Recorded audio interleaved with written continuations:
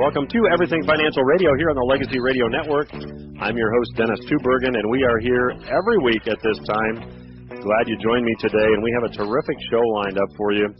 Mr. Euan Wilson of the Socionomics Institute will be stopping by.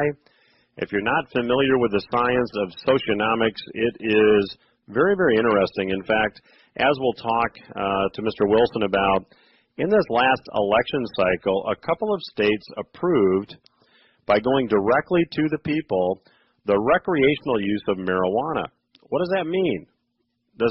Can it be linked to social mood? And can you take this social mood and translate it to what it might mean for the financial markets? It's certainly a very interesting science, and we're going to have Mr. Wilson here shortly to give us his take.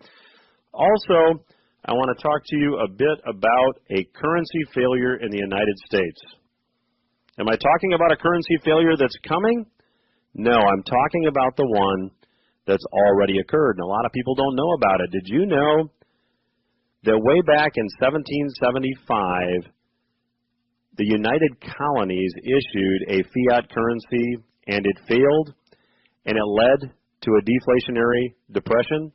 A lot of people don't know the story. I'm going to share it with you today on the program in the second segment. And the parallels between the 1770s and 1780s and where we are today and the way the Fed is printing money are eerily similar. My history professor told me that those who don't study history are doomed to repeat it, and certainly you'll want to stay tuned to listen to this analysis and this research. And then finally, we've been exploring some of the advice that is given so often by self-proclaimed financial gurus. And I'm not going to mention any by name, but there's some of these gurus that will help you get out of debt. There are other gurus that maybe will help you manage your money. And in my view, some of the advice that's given can be downright dangerous. On last week's program, we examined some of the college funding, college planning for the financial expense related to college on the program, and debunked a few myths in my view. Today we're going to take a look at, should you contribute to your retirement account or should you pay off a home mortgage first? What should be your priority? And we'll talk about that in the last segment of today's program. So a lot to talk about today.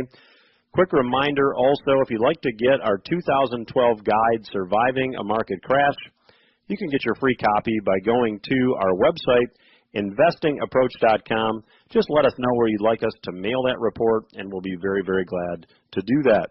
I have on the telephone with me today Mr. Euan Wilson. Euan is a researcher with the Socionomics Institute, which is affiliated with Elliott Wave International. Many of you that have been longtime listeners here know that we've interviewed Mr. Bob Prechter of the Elliott Wave International Institute. And Euan, we're really proud and glad to have you on the program today. It's a pleasure to be here, Dennis. Thank you for having me.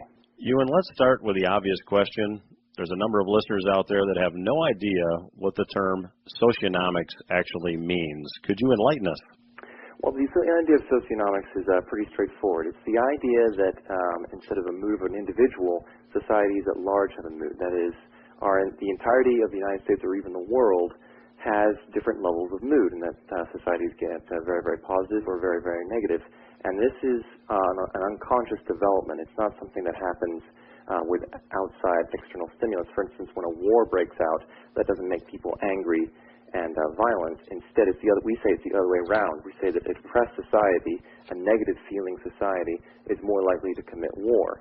And so this social mood is patterned to some degree, which makes it to some degree predictable. And we also say that the expression of social mood is measured in a variety of ways, from the clothes we wear to our propensity to wage war to the music we listen to, as well as whether or not people are interested in buying or selling stocks on the stock market.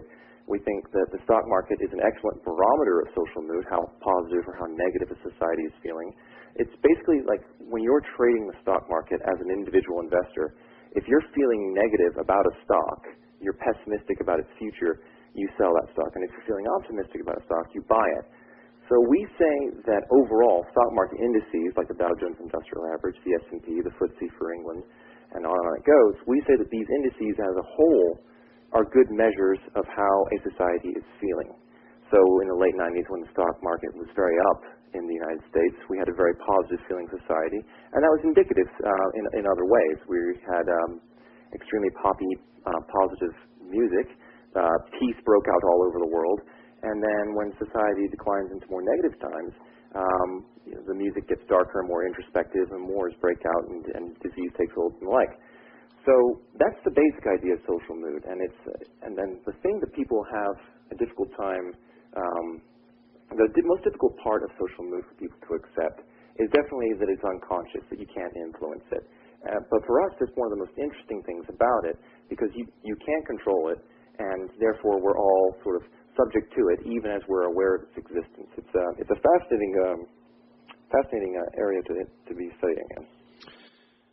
Euan, you made a prediction several years ago that we would see repeals rather in the drug prohibition laws, given that, or should the stock market declines continue. And having just had the election here about a month ago, if I'm correct, there were 2 or 3 states that actually legalized the recreational use of marijuana. Could you expand on what we saw in the election and what your prediction was a few years ago? Well, yeah, my prediction back in 2009 when I first released this study, I was looking for ways in which U.S. drug policy had followed the stock market. That is, whether or not social mood, as measured by the stock market, had any effect on the public's willingness to prosecute a drug war. And what I found was sort of counter to what I was expecting. In times of very positive social mood, as measured by the stock market, people actually become more interested in cracking down on drug use. So they pass laws that prosecute the use of drugs, including alcohol, marijuana, heroin, everything else. And then when social mood declines and gets more negative, people loosen up a bit and relax those restrictions.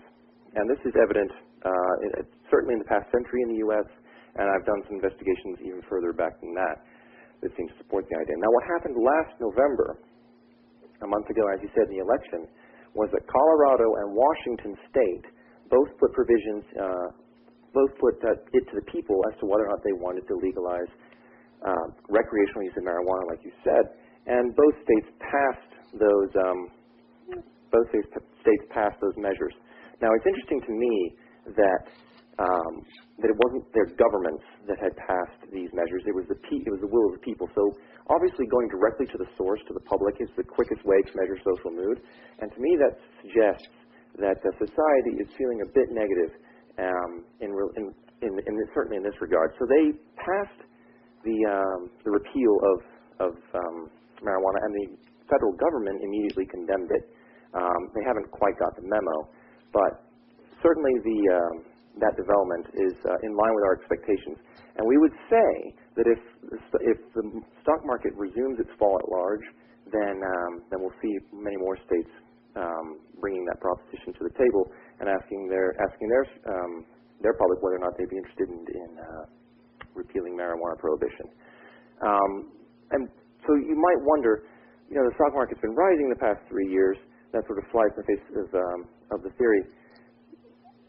Well, if you look at this S&P over the past 13 years, adjusted for inflation, it's gone precisely nowhere. It's basically at the same level that it was. So since 1999, we contend that the stock market, well, not the stock market, we contend that social mood has been trending at least sideways and negative. And I think that that's what's happening with Washington State and Colorado. So yeah, that's my sort of comment on that. Euan, we've got just a couple of minutes left in this segment. And when we get to the next segment, I want to, given that Bob Prechter, who I'm assuming is a colleague of yours, is very bearish on. He's my boss. He's the boss, yeah. Well, and we've had the boss on the program. He's very bearish moving ahead. So on the other side of the break, I'm going to be asking you what your predictions for social mood and political movements might be moving ahead. Before we get to the break, though, the whole field of socioeconomics to me is very fascinating. If someone listening wanted to learn more about socioeconomics or a bit more about your work, what would you advise them to do? Well, the first thing that you'd want to do is go to www.socionomics.net. We've got tons of free content there, some reports we've done in the past, including the one that we're talking about today, the drug war one. We do investigations into all kinds of stuff. We do pop culture trends like music and TV. We look at the levels of power afforded governments and how social mood affects that. We look at just about anything you can think of. There's a topic for everybody. So if you head to www.socionomics.net, you can check out a lot of our reports for free. We also provide daily updates on just quick sort of commentary on what's happening around the world. And also we've got our monthly publication, The Socionomist. It's a monthly, as I said, monthly publication. Available as a subscription, and you can definitely subscribe to that if you're interested in what you find at .net. All right. Well, we certainly appreciate Euan Wilson being with us today on the Everything Financial Radio Show here on the Legacy Radio Network. We will continue our conversation with him in the next segment when Everything Financial Radio returns. Stay with us.